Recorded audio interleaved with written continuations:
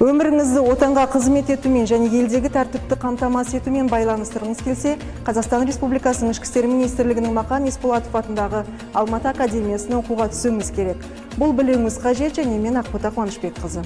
Міндетті шарттар: сіз Қазақстан Республикасының азаматысыз, орта біліміңіз бар, жасыңыз 16-да және одан жоғары. Ішкі істер министрлігінің Алматы академиясы келесі мамандықтар бойынша болашақ мамандарды дайындайды: құқық қорғау қызметі, киберқауіпсіздікті, ішкі істер органдарды және ақпараттық жүйелердің қызметін IT-криминалистикалық қамтамасыз ету. Оқу мерзімі 4 жыл.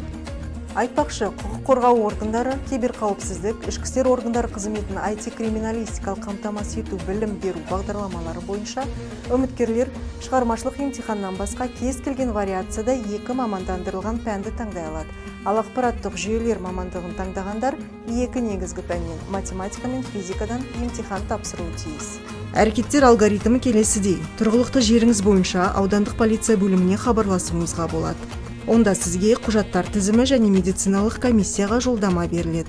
Сіздің өңіріңіздің полиция департаменті жеке ісіңізді ведомстволық жоғары оқу орнына жібереді. Содан кейін үміткер конкурстық іріктеуге қатысу үшін академияға келуі тиіс.